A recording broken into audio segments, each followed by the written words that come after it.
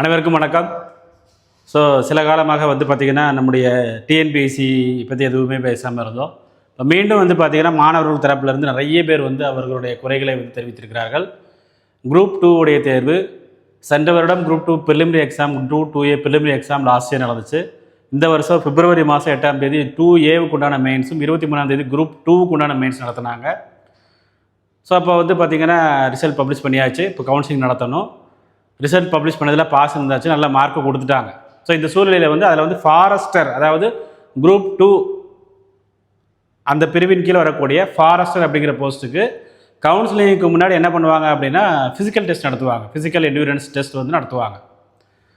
So இதில் தான் பார்த்திங்கன்னா நிறைய குறைபாடுகள், அதாவது பார்த்திங்கன்னா குளறுபடிகள், தெரிந்து நடக்கிறதா தெரியாமல் நடக்கிறதா, தெரியாமல் நடந்தாலும் தவறு தான். இன்றைக்கி ஒரு வேலை கிடைக்கிறது அவ்வளவு குதிரை கொம்பு. இதெல்லாம் பார்த்திங்கன்னா டிஎன்பிஎஸ்சிக்கு தெரியுமா இல்லையான்னு தெரியல. நாங்கள் ஒரு வருஷத்தில் 17,000 போஸ்ட்டு ஃபில் பண்ணுறோம், நாங்கள் அப்படி நடத்துகிறோம், இப்படி நடத்துகிறோம், உண்மையாக நடத்துகிறோம், நேர்மையாக எல்லாம் நீங்கள் பார்த்திங்கன்னா உங்களுடைய டெலிகிராமில் நீங்கள் போடுறீங்க. பட் இதற்கெல்லாம் உங்கள்கிட்ட பதிலே கிடையாது. எத்தனை பேர் இதனால் பாதிக்கப்பட்டிருக்கிறாங்க? ப்ரிலிமினரி எக்ஸாம் பாஸ் பண்ணியிருக்கிறாங்க, மெயின் எக்ஸாம் பாஸ் பண்ணியிருக்கிறாங்க, அப்புறமா பார்த்திங்கன்னா ஒரு இது பேர் என்ன, ஒரு ஃபிசிக்கல் டெஸ்ட் அப்படிங்கும்பொழுது அதில் நீங்கள் ஃபெயில் ஆக்குறீங்க. என்ன காரணம் சொல்கிறது கிடையாது. ஸோ இது நிறைய பேர் அனுப்பியிருக்கிறாங்க.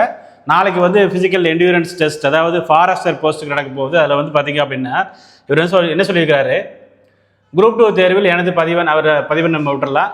ஷெட்யூல் கேஸில் கம்யூனல் ரேங்கில் 123.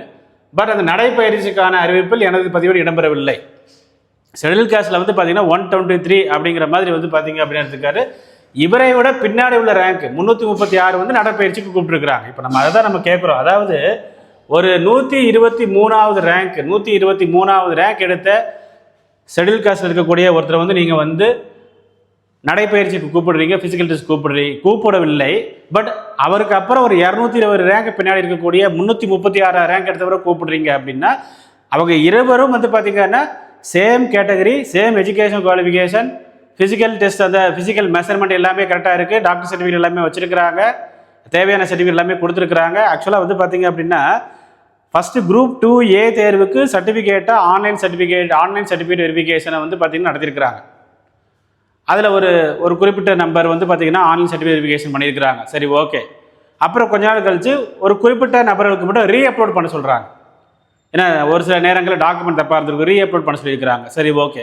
அப்புறம் குரூப் 2க்கு ஆன்லைன் சர்டிஃபிகேட் வெரிஃபிகேஷன், அதில் குறிப்பிட்ட நபர்களுக்கு ரீஅப்லோடு, எல்லா விஷயங்களையும் கரெக்டாக பண்ணிவிட்டு எந்த தவறும் கிடையாது, எங்கள் மேலே எந்த தவறும் கிடையாது, நாங்கள் நல்லா மதிப்பெண் எடுத்திருக்கிறோம், மதிப்பெண் எடுத்தும் என்னுடைய கேட்டகரியில்